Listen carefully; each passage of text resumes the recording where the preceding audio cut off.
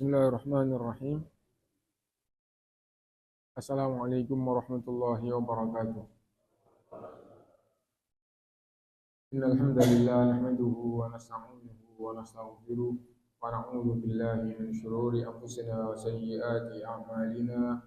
Man yahdihillahu fala mudilla lahu wa man yudlil fala hadiya lahu. Wa asyhadu an la ilaha illallah wahdahu la syarika lahu wa asyhadu anna Muhammadan 'abduhu wa rasuluh. يا أيها الذين آمنوا اتقوا الله حق تقاته ولا تموتن إلا وأنتم مسلمون.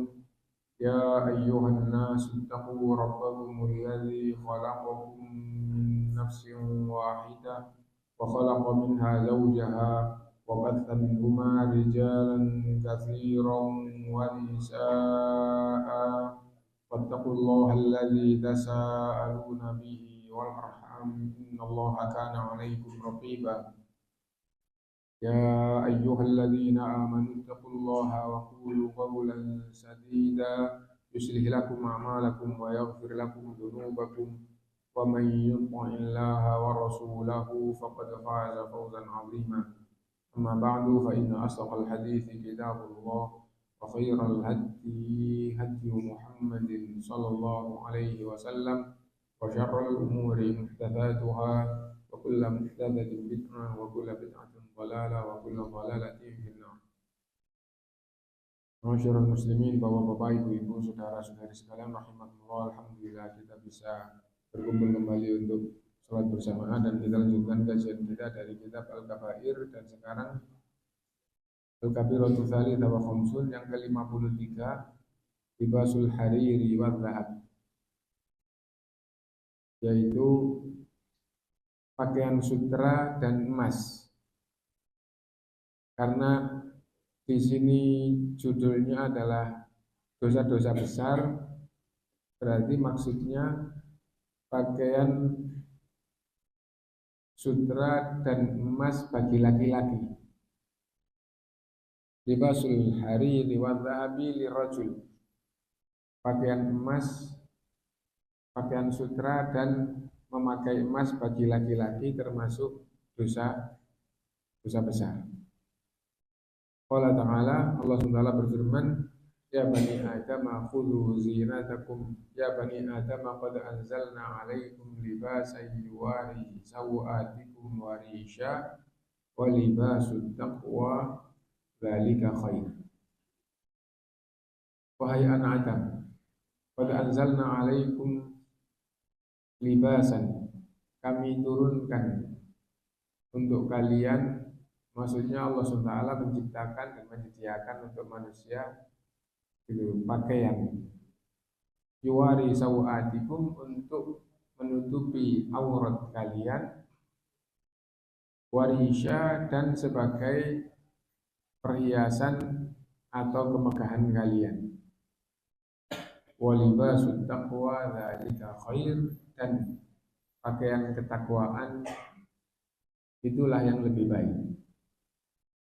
Yang dimaksud pakaian ketakwaan, makna yang paling awal adalah pakaian syar'i, pakaian yang disyariatkan. Pakaian yang disyariatkan yang pertama adalah menutup aurat. Yang kedua, pakaian yang biasa digunakan untuk ibadah. Pakaian digunakan untuk ibadah gitu.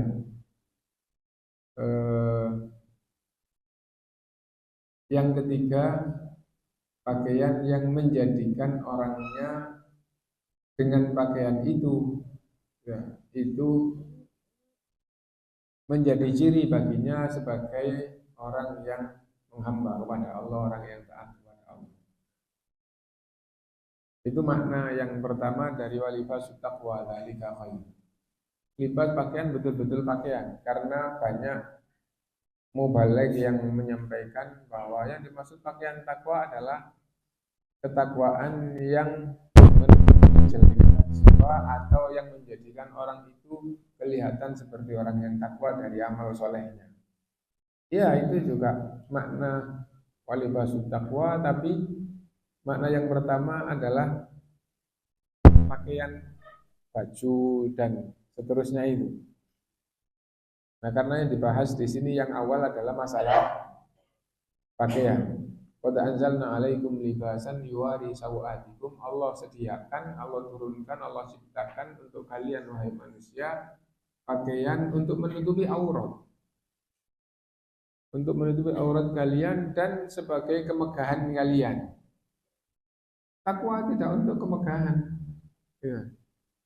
Takwa itu menjalankan perintah, menjauhi larangan, dengan itu akan dalam jiwa. Itu makna awal atau makna zahir sebelum kandungan daripada makna atau tafsirnya. Nah, karena itu makna walibasut takwa, pakaian takwa adalah pakaian yang disyariatkan, yaitu yang menutupi aurat, ya.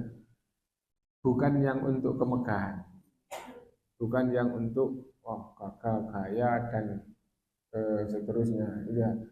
Bukan itu, tapi pakaian yang menutup aurat, pakaian yang untuk ibadah, pakaian yang dengan pakaian itu orang itu akhirnya dikenal, oh itu dari pakaiannya kelihatan orang yang soleh atau orang yang taat atau orang yang gitu. Kan beda dengan orang-orang yang pakaiannya, oh itu pakaian olahraga, dengan pakaiannya dikenal orang itu bahwa orang itu atlet atau orang itu senang olahraga.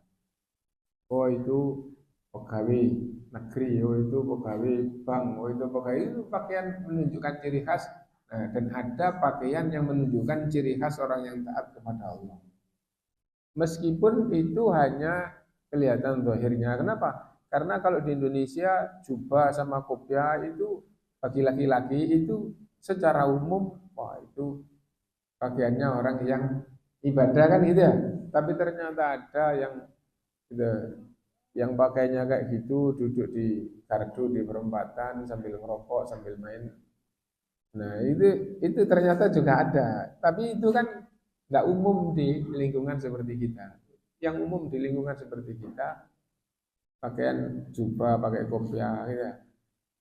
Nah jadi itu. Bahkan ada di antara ustadz yang mengatakan gitu, kalau kamu sampai ke tempat umum karena ada perlu, pakaianlah seperti itu, akan menjagamu dari akhlak yang tercela. Sampai kayak itu, maksudnya bagaimana? Kamu kalau misalnya ada perlu ke mall, misalnya gitu ya, karena urusan tertentu, gitu. Kamu kalau tetap pakai jubah, pakai kopiah, insya Allah matamu nggak jelalatan. Sampai kayak gitu, itu menunjukkan pakaiannya akan gitu, mempengaruhi jiwanya supaya tidak gitu, istilahnya melangkah kepada yang jelek. Nah, jadi ada pakaian yang menunjukkan ciri khas orang tertentu. Apabila ciri itu adalah ciri agama lain, maka hukumnya haram dipakai orang Islam. Dengan sebab apapun, dengan cara atau acara apapun. Jadi, oh itu pakaian ciri khas agama lain. Nah itu. Nah, karena itu Rasulullah SAW bersabda, "Man tasyabbaha biqaumin fahuwa minhum." Siapa yang menyerupai satu kaum, maka sebenarnya dia dari golongannya. Minimal di dalam bab itu. Ya. Oh dia golongan orang kafir dalam bab pakaian. Padahal Allah SWT menyatakan walibasul taqwa dzalika khair. Dan jadi golongan orang kafir itu adalah tercela. Nah, bukan berarti membatalkan iman, tapi dalam bab itu seperti gini, man ra'a minkum munkaran falyughayyirhu biyadihi.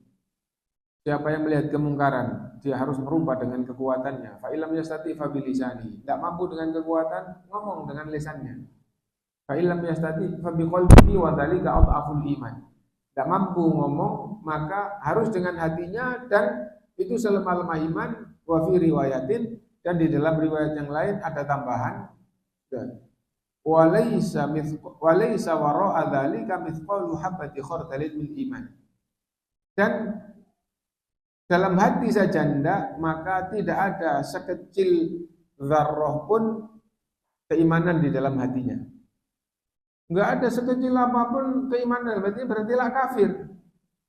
Maksudnya tidak ada sekecil apapun di dalam hatinya dari keimanan dalam bab itu. Apa maksudnya? Berarti Anda juga ikut dosanya.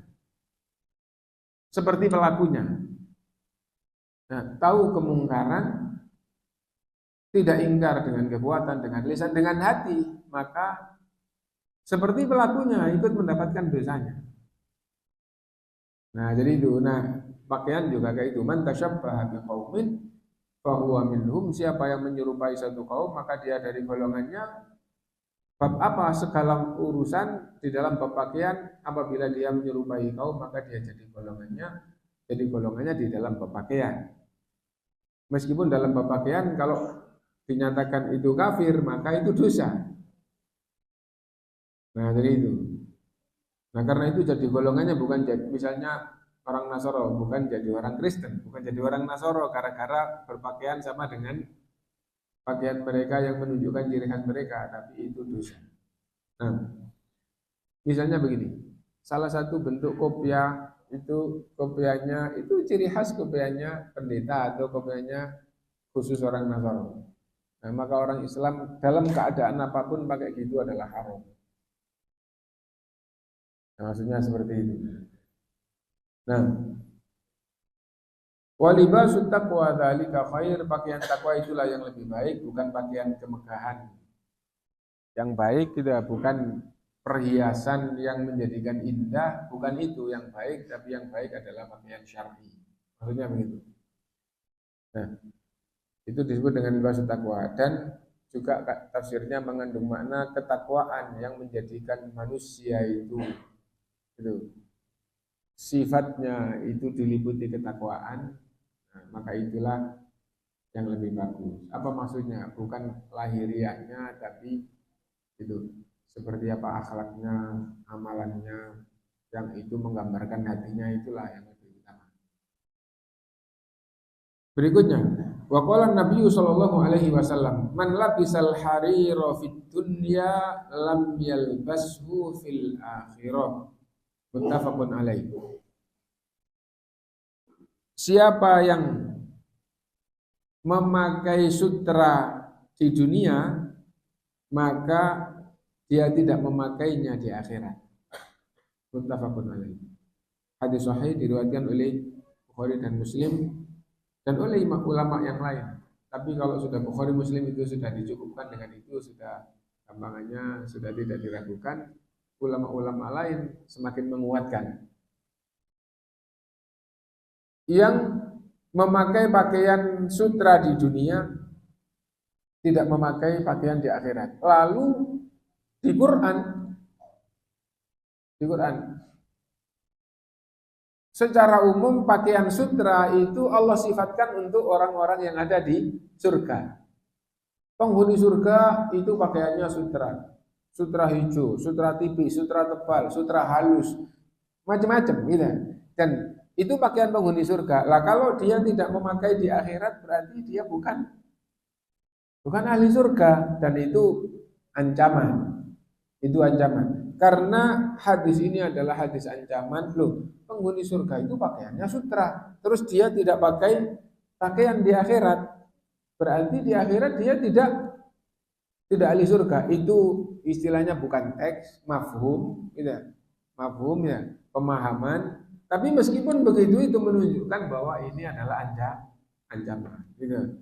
Nah, karena ini ancaman, akhirnya ini jadi dalil dosa besar. Jadi dalil dosa besar. Nah itu, sebagaimana di awal dosa besar itu apa? Dosa besar itu yang ada ancamannya. Gitu. Dosa besar itu satu yang diungkapkan dengan kata syirik atau kufur atau munafik, meskipun asghar. Meskipun kufurun asghar, sesungguhnya dari sisi dosa itu dosa besar. Gitu. Dan yang semakna gitu ya. Yang kedua, apabila di dunia ini ada hukuman fisiknya. Mencuri dipotong tangan, berzina dirajam, membunuh dikisos, dibunuh, gitu ya. Minum khamr dicambuk. Nah, yang ada hukuman fisiknya di dalam Quran atau dalam sunnah, maka itu berarti dosa besar. Yang ketiga, apabila diancam di neraka atau tidak masuk surga atau yang semakna. Dan ini maknanya tidak pakai pakaian sutra di akhirat berarti dia tidak di surga karena penghuni surga pakaiannya sutra. Nah, karena itu masuk dosa besar. Yang keempat, apabila dengan melakukan itu dilaknat oleh Allah, dimurkai oleh Allah dan yang semisal. Gitu. Nah, maka itu juga dosa besar. Dan yang kelima, apabila dikatakan di dalam ayat atau hadis itu besar. Itu besar gitu ya. Misalnya la zulmun adzim. Sungguh dosa yang paling besar. Nah, dikatakan besar gitu. Waman adzlamu, siapa yang lebih zalim? Maksudnya itu adalah yang paling zalim. Siapa yang lebih zalim dibandingkan dengan orang begini-begini? Nah, berarti itu adalah yang paling zalim, berarti paling besar. Atau jelas-jelas teksnya, ya Rasulullah ayyu dzambi a'zam. Wahai Rasulullah, dosa apa yang paling besar? Lalu Rasulullah menjawab, atau ijtanibu sab'al mubiqat, jauhilah 7 dosa besar yang menghancurkan dan yang semisal. Jadi yang pertama apabila dikatakan kufur atau syirik atau munafik, yang kedua apabila di dunia ada hubungan fisiknya, yang ketiga apabila diancam neraka, yang keempat apabila dimurkai atau dilaknat oleh Allah, seperti la'ana Rasul sallam akilah riba pamukilahu. Rasul sallam melaknat orang yang makan riba, yang memberi makan riba, pencatat riba, dua saksi riba, faqalahum sawa, dan mereka itu sama semuanya. Dan yang terakhir apabila dikatakan itu dosa besar di dalam ayat atau dalam hadis. Wa qala sallallahu alaihi wasallam, dan Nabi SAW bersabda, innama yalbasul harira fid dunya man la khalaqa lahu fil akhirah. Lebih memantapkan dari hadis yang tadi itu, Rasulullah bersabda gitu, orang yang pakai sutra di dunia adalah orang yang tidak mendapat bagian kebaikan di akhirat. Nah, tidak mendapatkan kebaikan di akhirat berarti bukan ahli surga. Nah, itu ancaman bahwa tidak boleh pakai pakaian sutra. Gitu. Dari awal sampai akhir kan tidak dikatakan hanya laki-laki, karena yang perempuan itu dibolehkan oleh Rasulullah SAW. Nah, maka larangan itu hanya bagi laki-laki, termasuk emas, termasuk perhiasan emas. Wa qala sallallahu alaihi wasallam, dan Nabi SAW bersabda, hurrima libasu dhahabi wal hariri ala dzukuri ummati wa uhilla li inazihim. Sahih Tirmidzi. Rasulullah SAW bersabda, diharamkan pakaian emas dan sutra bagi laki-laki umatku. Wa uhilla li nisaihim, dan dihalalkan untuk wanita umatku. Ya. Nah, jadi ini jelas yang dimaksud pakaian sutra atau perhiasan emas haram itu bagi laki-laki, adapun bagi perempuan itu adalah boleh. Nah, meskipun begitu diperhatikan ya bahwa perhiasan emas bagi wanita itu tidak boleh kelihatan orang yang bukan mahramnya. Nah, karena itu penting untuk diperhatikan itu ya. Ketika wanita itu pakai perhiasan emas, sesungguhnya perhiasan emas yang dipakai itu tidak untuk ditontonkan di luar, kecuali apabila di luar itu ada di dalam satu tempat yang di situ hanya wanita saja. Nah, adapun pakaian sutra apabila warnanya itu tidak menyolok, maka boleh dipakai keluar oleh wanita.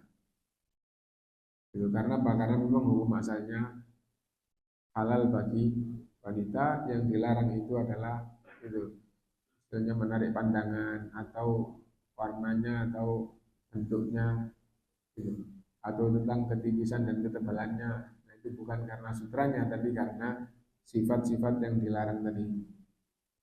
Gitu. Karena pakaian itu meskipun bukan sutra, gitu, meskipun bukan warnanya, tapi ada sifat lainnya yang dilarang, maka juga tidak boleh. Rasulullah SAW bersabda, "Wanisaun kasiyatun ariyatun ma'ilatun mumilat." Dan wanita yang berpakaian tapi telanjang. Berpakaian tapi telanjang. Gitu. Apa yang dimaksud berpakaian kok telanjang? Yang dimaksud berpakaian kasiyatun ariyat, pakaian tapi telanjang. Maksudnya adalah gitu. Dalam pandangan agama atau dalam pandangan umumnya orang bisa jadi itu dianggap berpakaian, tapi dalam pandangan agama itu pakaiannya tidak terpenuhi syarat. Nah, jadi itu. Misalnya seperti apa? Karena pendeknya. Perempuan terus pakaiannya pendek, gitu. Nah, lengannya gitu, sebau, gitu. Lehernya kelihatan lebar, gitu. Ke dadanya, gitu. Habis itu bawahnya sepaha, itu sesungguhnya lebih menggoda, gitu, ketika wanita keluar seperti itu. Karena itu berpakaian, tapi sesungguhnya dia itu dalam pandangan Islam telanjang. Gitu. Nisaun kasiyatun ariyat. Ma'ilat. Gitu. Arti ma'il itu condong, miring. Tapi di sini dijamakkan ma'ilat, mirang-miring. Nah itu ya, condong. Nah, salah satu penjelasannya adalah pakaiannya membentuk badan. Sehingga besar di badan yang besar, pakaiannya mengecil di bagian badan yang kecil, menonjol di bagian badannya yang menonjol. Akhirnya mirang-miring, gitu. Miring terus dijamakkan. Jadi ini bahasa Jawanya jadi mirang-miring. Enggak hanya satu, enggak hanya sekali. Nah ini. Mumilat itu dikaitkan dengan pelakunya. Sengaja dimirang-miringkan. Sengaja dimirang-miringkan berarti wallahualam gerakannya. Kalau jalan itu tambah nggak biasa, tapi tambah jalannya tambah megal-megal, gampangnya gitu. Rusuhunna ka aslimatil bukhtil ma'ila. Gitu. Kepalanya seperti punuk yang megal-megal juga. Nah itu. Nah, wallahualam dari sisi penyebutan unta, gitu, itu karena adanya di Mekah dan sekitarnya di Madinah itu unta. Seandainya dia tahu, bukan gitu ya. Seandainya daerahnya itu banyak sapi yang ada punuknya itu ya, itu lebih jelas megal-megalnya kalau jalan.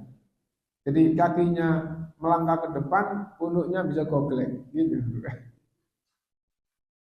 Nah, kasnimatil bukhtil ma'ilah la yadkhulnal jannah. Tidak masuk surga wanita seperti ini. Ya, tidak masuk surga. Nah, apabila dikatakan tidak masuk surga berarti itu dosa besar. Atau diancam neraka, itu sama satu nomor tadi itu. Wa qala sallallahu alaihi wasallam. Wa qala Hudzaifah radhiyallahu an, dan berkata Hudzaifah radhiyallahu an, nahana Nabi sallallahu alaihi wasallam an asyraba fi aniyatiz zahabi wal fiddah. Rasulullah SAW melarang kita untuk minum dengan bejana emas atau perak. Dan di dalam bab minuman dengan bejana emas dan perak, baik laki maupun perempuan, hukumnya sama. Ya. Dibahas di dalam bab pakaian atau bab bejana yang halal dan bejana yang haram. Wa annakula fiha, dan juga kita dilarang makan dengan bejana emas dan perak. Wa an lubsil hariri wat tibat wa an najlisa alaihi, dan juga dilarang berpakaian sutra baik yang motif maupun yang enggak, yang tipis maupun yang tebal. Ya.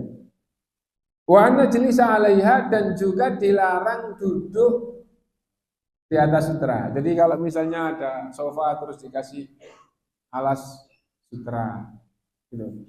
Atau bungkusnya sofa itu adalah sutra, atau eh, apa namanya, kayak sajadah atau apa yang lebar, karpet gitu ya, untuk ruang tamu untuk apa terus sutra, tidak boleh ya. Meskipun itu istana tidak boleh pakai sutra. Kenapa? Karena tidak boleh diduduki, tidak boleh. Kenapa? Karena wallahu alam salah satunya adalah itu menunjukkan kemegahan yang melampaui batas di dunia ya. Dan eh, otomatis kalau kemegahan melampaui batas itu masuk di dalam beberapa hal. Melampaui batasnya juga haram, mubazir juga haram ya. Jadi duduk aja nggak boleh. Rawahul Bukhari wa qala sallallahu man syariba fi aniyatil fidda innama yujarsiru fi batnihi naru jahannam. Yang minum dengan bejana perak maka akan dididihkan di dalam perutnya neraka jahanam. Yang minum dengan bejana perak maka akan dididihkan di dalam perutnya neraka jahanam. Maksudnya yang dimasukkan itu nanti akan diadab dengan itu seperti air mendidih ya, itu bahkan betul-betul akan dirasakan air mendidih jadi api di neraka jahanam. Nah, kemudian penjelasannya yang berkaitan dengan bab ya, ini kan bab minum. Nah, menggunakan benda yang diharamkan itu termasuk dipakai minum, termasuk dipakai perhiasan ya, itu diharamkan gitu. Yang kedua di sini berkaitan dengan masalah tadi yang sebelumnya masalah makanan. Kalau minum saja tidak boleh, apalagi digunakan untuk makan, yang ulama secara umum mengatakan itu lebih berat dibandingkan dengan minum gitu. Akhirnya mimba bi aula. Ini kan hanya disebutkan minumnya, bagaimana makannya? Makannya hanya haram tapi tidak sampai dikatakan neraka jahanam. Nah itu. Nah kalau dipakai minum yang lebih ringan aja nggak boleh, apalagi dipakai makan yang lebih berat. Jadi itu. Fathabata annahu sallallahu alaihi wasallam rakhasa fil hariri lil hikmah, dan ada dalil rukhsah pakai sutra untuk hikmah tertentu. Misalnya begini, difahami bahwa orang itu sakit kulit yang diobati dengan berbagai macam cara tidak sembuh. Terus ada pengetahuan di zaman modern ini, penelitian. Oh itu kalau dikemulin atau dipakein sutra jadi sembuh. Nah itu eh, ada dalil rukhsah pakai sutra. Rukhsah ya, warokhso itu Nabi SAW memberi keringanan fil hariri dalam pakai sutra lil hikmah, untuk hikmah tertentu. Gitu. Nah, dan ada riwayat lain wa fi miqdari arba'i asabi, dan ada riwayat yang lain jika hanya selebar 4 jari. Hanya selebar 4 jari. Gitu.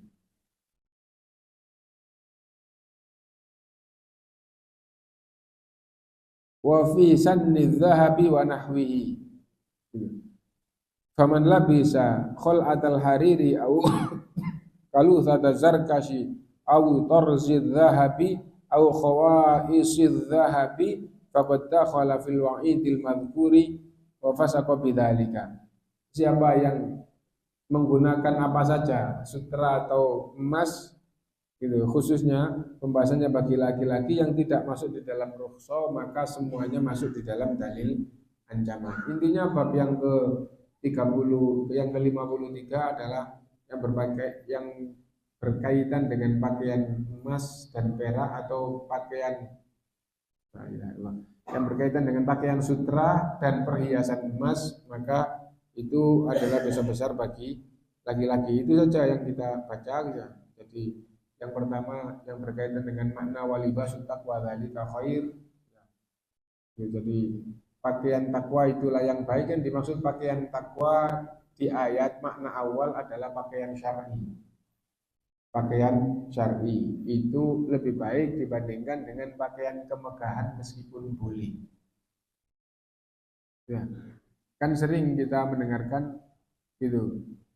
Allah turunkan pakaian untuk menutupi aurat kalian, tapi yang lebih baik adalah pakaian takwa. Terus pakaian takwa itu difahami oleh umumnya orang, maksudnya adalah amalan-amalan yang menunjukkan ketakwaan itu yang lebih baik. Nah, makna ayat enggak gitu. Makna ayat adalah Allah menurunkan pakaian atau menciptakan pakaian di dunia ini untuk menutupi aurat dan untuk kemegahan. Dan pakaian takwa maksudnya pakaian syar'i yang menutupi aurat, yang itu untuk ketakwaan, untuk ibadah kepada Allah itu lebih baik dibandingkan dengan pakaian kemegahan. Misalnya begini. Contoh kasus dulu. Ketika kita sama satu orang terus mau beli jubah, harganya itu 400 real.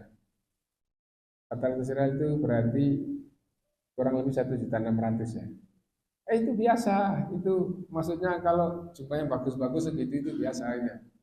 Nah terus nggak jadi ya, ini aja kok mahalnya.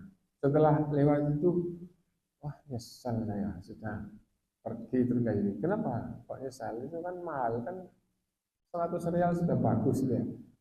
Itu, saya punya jaket aja 3 juta ini. Nah ini masuk untuk sholat, ini untuk apa coba kalau nggak untuk sholat enggak. Nah itu adalah pikiran yang benar gitu.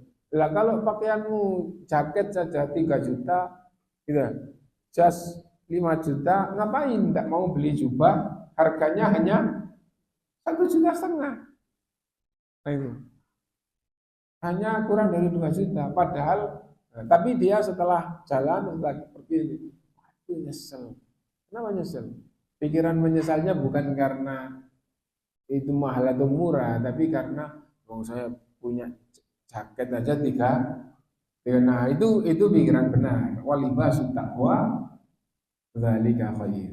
Pakaian bukan yang untuk kemegahan, tapi untuk takwa itu yang untuk takwa untuk apa? Untuk takwa ya untuk menutupi aurat, untuk ibadah kepada Allah. Dan tadi itu dengan pakaian itu secara umum orang akan mengatakan itu orang yang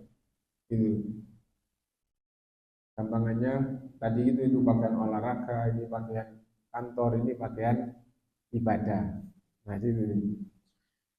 Jadi itu makna yang penting karena dari segi bab kalau sudah ngaji kan sutra haram itu kan sudah paham semua kita ya. Emas haram, tapi ada faedah-faedah makna walibasu taqwa dzalika khair. Umumnya masyarakat itu keliru di dalam memaknai ayat. Yang betul apa? Yang dimaksud walibasu taqwa dzalika khair, pakaian takwa lebih baik, maksudnya pakaian takwa adalah pakaian syar'i. Baju syar'i gitu ya. Baju syar'i, kopiah syar'i gitu ya. Sekarang begini. Muncul di beberapa masjid orang sholat itu pakai kopiah bulat, terus di belakangnya itu ada cetekannya. Ya, itu dikatakan oleh salah satu ustadz itu di Indonesia bukan pakaian syar'i. Berarti kan ya. Karena itu di Indonesia jangan pakai kayak gitu. Ya, sholat itu pakai pakaian syar'i. Apalagi yang masih ada capilnya, ada gininya terus dibalik di belakang. Itu lebih tidak syar'i lagi. Gitu. Sampai ada ustadz menasehati di YouTube ustadz yang lain. Saya lihat ustadz ini kalau taklim masya Allah pengikutnya banyak. Ternyata dia di hadapan itu terus disuting, udah gitu ngomong nasihat pakai topi bukan pakaian. Ada ustadz di YouTube kayak gitu ya. Nah itu nggak salah, itu benar bahwa hendaknya perhatian dengan pakaian. Jadi makna walibasut taqwa dzalika khair, makna awal adalah baju syar'i itu lebih baik dibandingkan dengan baju kemegahan meskipun boleh. Itu. Tadi kan ayatnya anzalna ya bani Adam, wahai anak Adam, qad anzalna ilaikum libasan, qad anzalna alaikum libasan yuwari sawatikum warisha. Wahai anak Adam, kami turunkan, kami jadikan gitu untuk kalian pakaian untuk menutupi aurat kalian dan untuk keindahan atau kemegahan. Berarti dua-duanya boleh. Allah persilahkan karena apa? Ini untuk kalian. Allah turunkan untuk kalian, Allah buatkan untuk kalian. Ya. Nah, lalu diingatkan libasut taqwa. Apa libasut taqwa? Baju taqwa, baju yang menutupi aurat. Yang kedua, baju yang untuk ketakwaan. Ya. Yang ketiga, yang menjadikan orang itu punya ciri khas ketakwaan. Salah satu contohnya tadi itu dalam prakteknya, kalau kamu ke tempat-tempat bukan tempat ibadah, jangan ganti pakaian biasa. Kenapa? Pakaian ibadah itu akan menjaga jiwamu malu kalau sampai terjerumus pada hal yang tidak layak meskipun tidak sampai haram. Nah itu walibasut taqwa dzalika khair, meskipun di dalam tafsirnya juga takwa itu seperti makna yang kita umumkan itu juga masuk. Tapi makna aslinya pakaian syar'i dengan bahasa kita baju takwa gitu ya. Bukan baju takwa, baju koko, baju yang untuk takwa.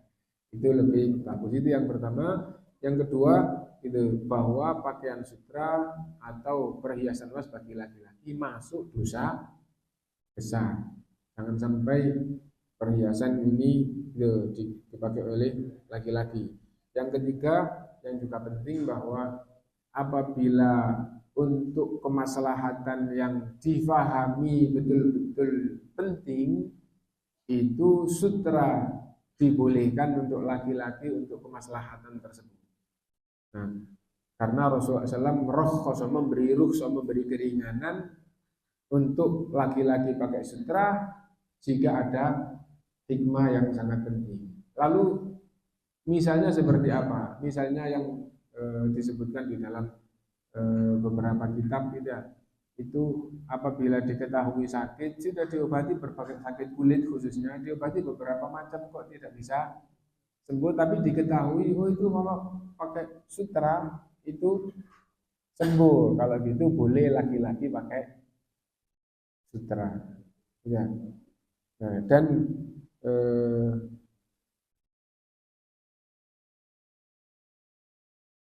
termasuk yang tadi terangkat adalah pakaian yang menyerupai orang kafir.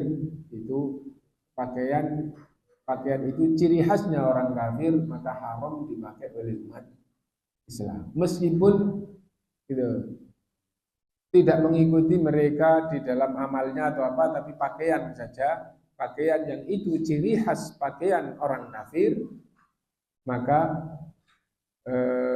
hukumnya haram. Tapi kata-kata di sini yang sangat penting adalah itu merupakan ciri khas. Nah itu kenapa? Karena ada mubalik yang tidak suka dengan kajian sunnah, terus man tasyabbaha biqaumin fahuwa minhum. Kalau itu diterapkan berarti pakai mobil enggak boleh. Karena orang kafir pakai mobil menyerupai orang kafir, man tasyabbaha biqaumin fa huwa minhum. Nah, jadi kayak gitu. Itu enggak ngerti hadis itu ya. Bahwa yang dimaksud hadis itu adalah ciri khas mereka. Lah kalau menutup aurat bagaimana? Ya tetap haram karena itu ciri khas mereka. Jadi apa yang menjadi ciri khas orang kafir maka haram bagi umat Islam. Adapun itu bukan ciri khas orang kafir. Nah, orang Arab semuanya gitu, kafir maupun enggak. Atau orang Indonesia semua gitu, kafir maupun enggak. Berarti itu bukan ciri khas kekafirannya. Tapi itu ciri khas daerah. Nah, enggak apa-apa kalau tidak bertentangan dengan hukum-hukum lain. Nah, itu. Nah, jilbab itu Arab. kalau Indonesia bukan jilbab. Enggak, jilbab itu bukan arah. Menutup aurat itu Islam, membuka aurat itu jahiliyah. Nah, dan orang jahiliyah dulu pakai tutup kepala wanita itu, tapi itu yang banyak lehernya kelihatan, lubang baju bagian atasnya itu secara umum lebar, terus tidak ditutupi oleh jilbabnya. Itu pakaian jahiliyah Arab, karena itu turun ayat itu gitu. Julurkan jilbabmu, tutup tangan bajumu. Nah, jadi kayak gitu. Menunjukkan bahwa julurkan bukan pakaikan, tapi julurkan menunjukkan mereka sudah pakaian jilbab, tapi jilbabnya tidak menutupi leher, bukaan baju. Kan kalau jubah itu kan bukaan atas itu terus dimasukkan kan itu ya. Nah itu leher yang ke dada itu tidak ditutup. Nah itu ditutupi dengan jilbab yang dari atas, dijulurkan. Nah itu yang kita baca. Kalau ada yang mau ditanyakan dulu.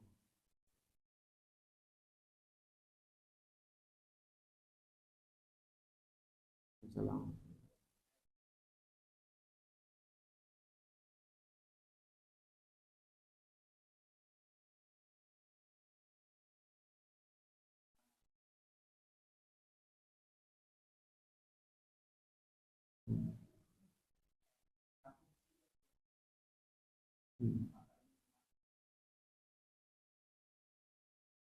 Jadi mahal itu dengan bahasa Indonesia, dan itu tidak salah di Arab ya. Mahal itu relatif.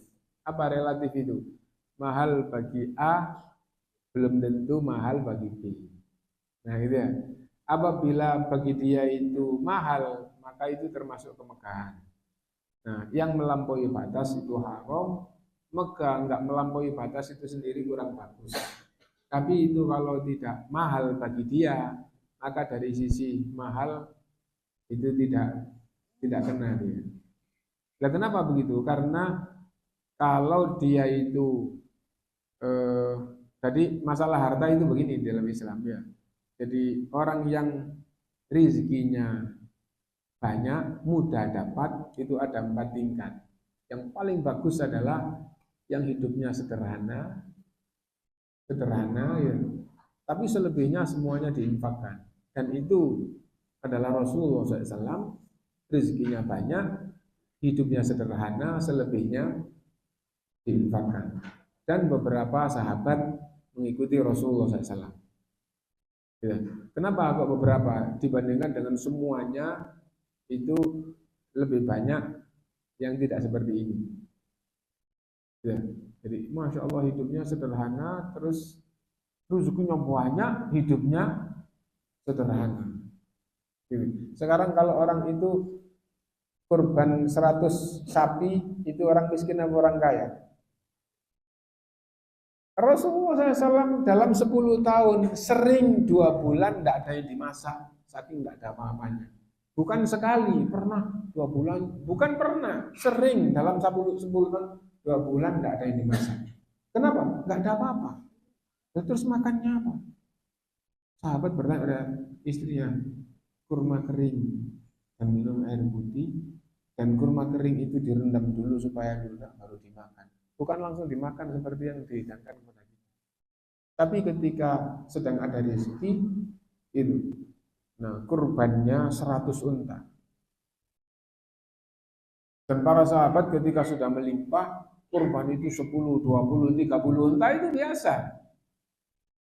Tapi kurbannya sahabat gitu ketika sudah melimpah.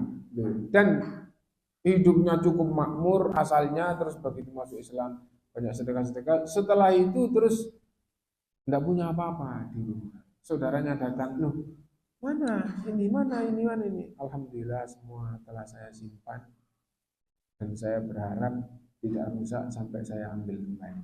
Maksudnya disedekahkan dan berharap tidak rusak sampai diambilnya kembali, maksudnya adalah nanti di akhirat. Kenapa? Karena Allah berfirman, ya ayyuhalladzina amanu la tubtilu shadaqatikum. Wahai orang beriman, jangan kamu batalkan sedekah kalian. Nah, itu sahabat. Berarti ya ini. Nah, jadi orang yang rezekinya banyak, yang paling tinggi tingkatannya adalah hidupnya sederhana, tapi selebihnya ditingkatkan. Yang kedua, tingkatan yang kedua yang baik adalah orang yang rezekinya banyak, gampang dapat rezeki itu hidupnya segala fasilitasnya bagus, nyaman, seandainya dalam pandangan Islam yang boleh itu megah, gitu ya. Tapi masih nggak haram. Tapi selebihnya diinfakkan. Kalau sekedar hidup, masya Allah itu ya tingkatan tinggi, tapi dia tidak punya apa-apa. Saldo, tidak ada saldo. Gampangnya gitu. Nah untuk nanti gimana? Sumbernya kan ngalir. Lebih diinfakkan semuanya. Nah itu. Karena apa? Karena menyimpan harta itu dalam pandangan syar'i itu bukan kebaikan. Karena itu Rasulullah SAW itu rezekinya sebanyak apapun 3 hari itu sudah habis. Dan nanti hari keempat ada lagi. Alhamdulillah Allah selalu beri rezeki. Kalau tidak ada, ya kayak tadi itu. Nah, beri itu. Nah itu yang kedua. Kenapa kok harus berpakaian bagus, rumahnya bagus, kendaraannya bagus?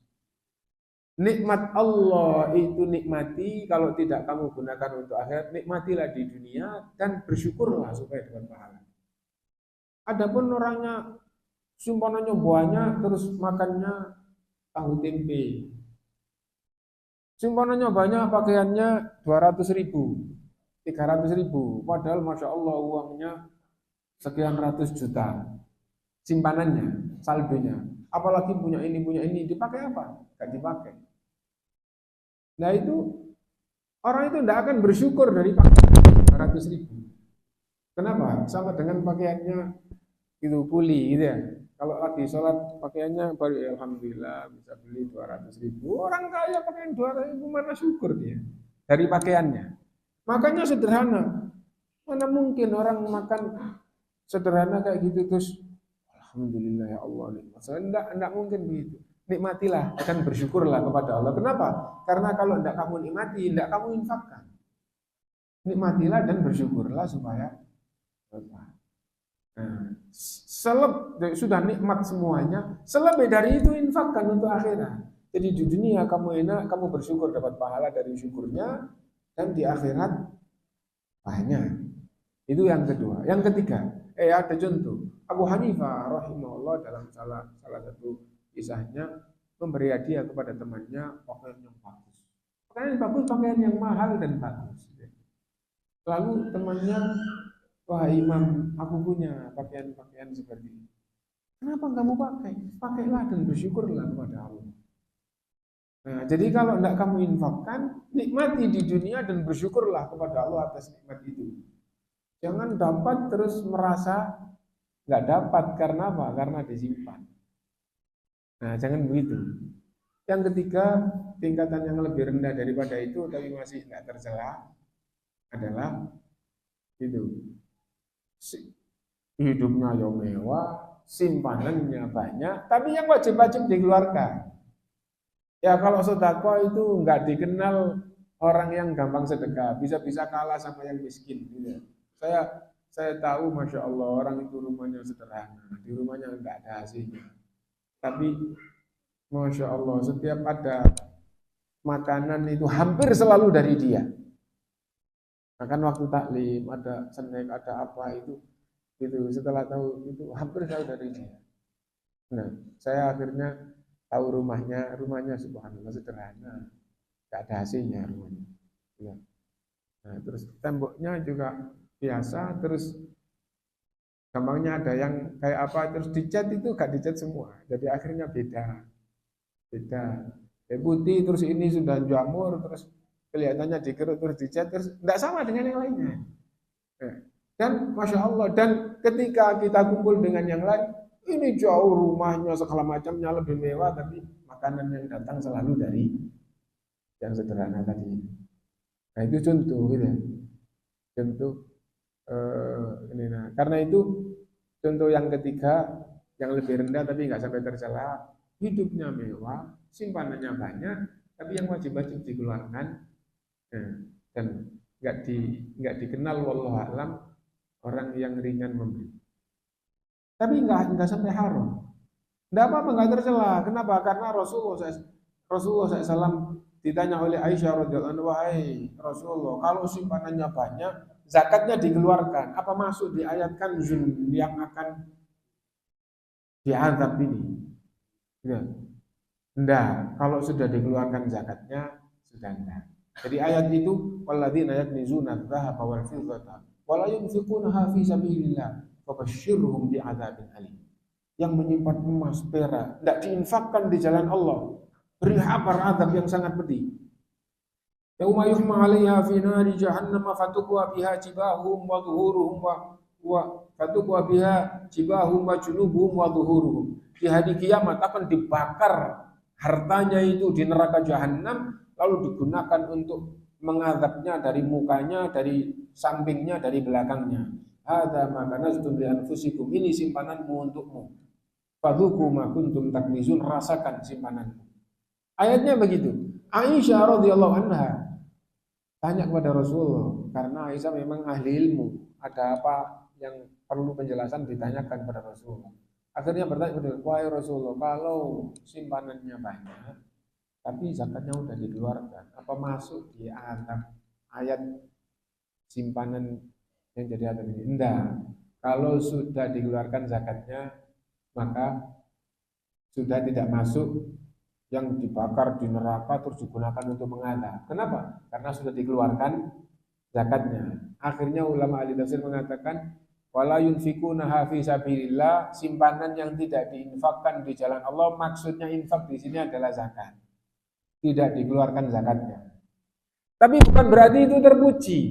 Simpanan itu bukan terpuji. Simpanan yang tidak dimakan, tidak digunakan, tidak diinfakkan, itu jadi penyesalan sejak sebelum mati. Maksudnya sejak roh mau dicabut itu menyesal. Simpanan, harta simpanan, dimakan? Enggak, disimpan. Digunakan? Juga enggak. Diinfakkan? Enggak, disimpan kok. Ya. Itu sejak roh dicabut itu sudah jadi sebab penyesalannya. Karena itu Allah berfirman, ya ayyuhalladzina amanu, wahai orang yang beriman, anfiqu mimma razaqnakum min qabli ayyatiya ahadakumul maut. Infakkan yang Allah rezekikan pada kalian sebelum kematian itu datang. Ya, infakkan di sini ya. Dan Rasulullah dan Allah juga berfirman, wahai Muhammad SAW, kamu akan ditanya tentang apa yang diinfakkan. Katakanlah yang diinfakkan itu kelebihan. Wa yas'alunaka madza yunfiqun.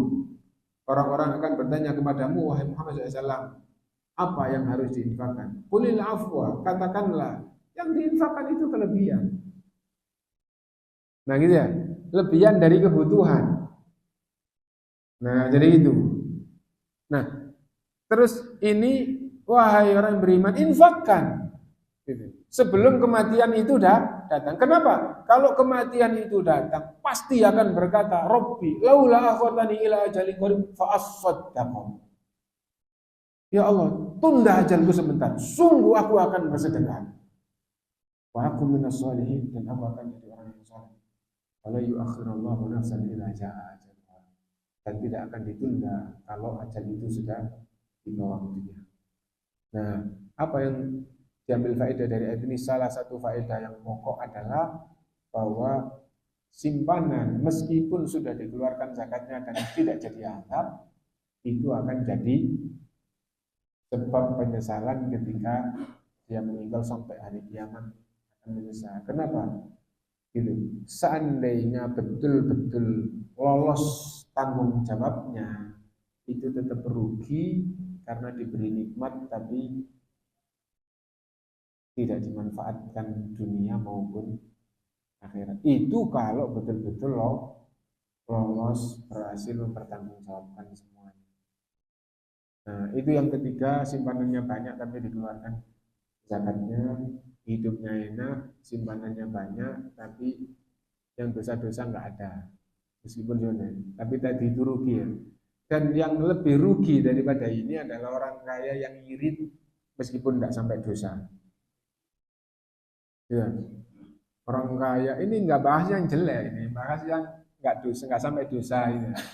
yang paling rugi orang yang rezekinya banyak adalah orang yang irit ya, dan simpanannya banyak, pakaiannya sederhana, rumahnya sederhana, tidak, makannya sederhana, dan hartanya banyak, masukannya banyak. Buat apa, Pak? Gitu loh. Buat apa ya? Anak sudah kaya-kaya, terus ini buat apa?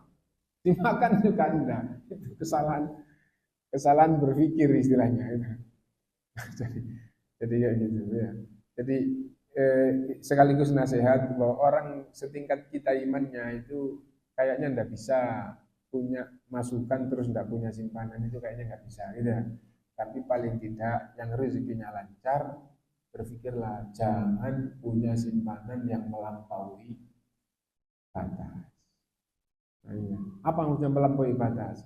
Ya nggak mungkin lah sampai mati kepakai. Nah kalau nggak mungkin sampai mati kepakai, ya kalau gitu jangan menambah simpanan, bahkan yang sudah dipastikan nggak kepakai itu kalau bisa jadi pahala. Nah jadi itu wallahu a'lam. Nah,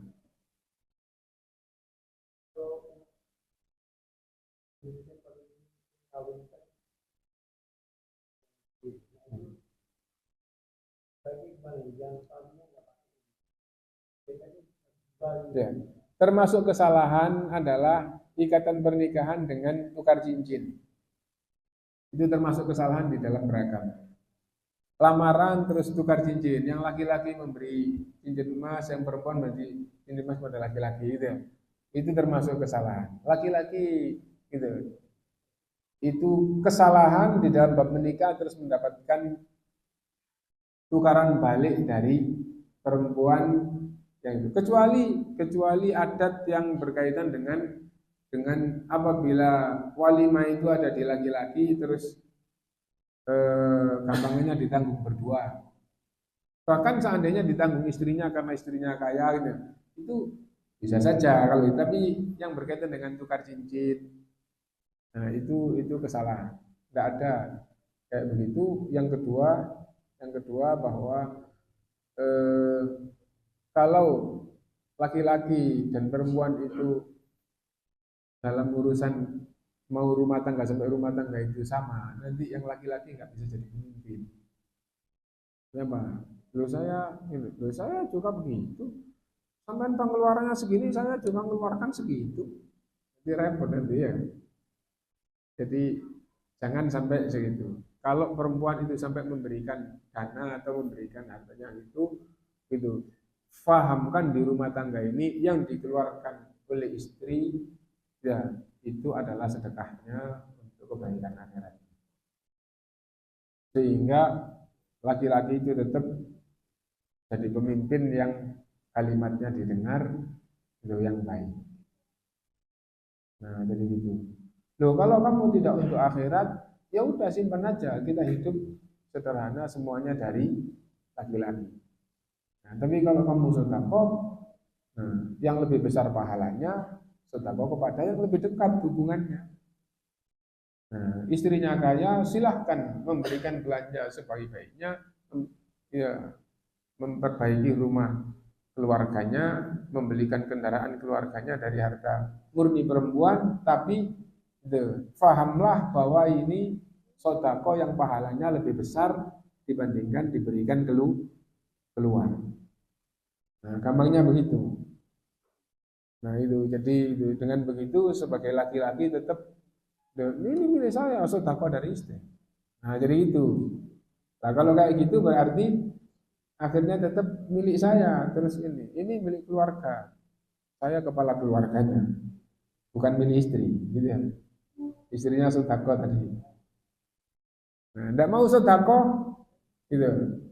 Hati-hati kalau itu gampangannya milikku ya milikku, milikmu milikmu, tetap nawin terus gak apa-apa. Jadi satu, hati-hati kalau kayak gitu, gak gampang laki-laki itu di atasnya istri. Apalagi bukan sodako, istrinya lebih banyak. Nanti suaminya jadi minder. Mobil saya ini bukan mobil saya, mobilnya istri. Masya Allah, Pak, mobilnya bagus ya. Bukan mobil saya, mobil istri. Nanti jadi minder kepada istrinya. Padahal dia pemimpin. Nah, jadi itu. Nah, jadi itu. Terus ditanyakan tidak boleh dipakai, Pak, haram dipakai meskipun di dalam rumah. Ya, jadi ini cincin istri. Cincin calon istri atau istri. Terus laki-laki pakai emas tukar cincin tadi itu. Meskipun di dalam rumah haram. Atau misalnya eh, perhiasannya itu misalnya dipakai di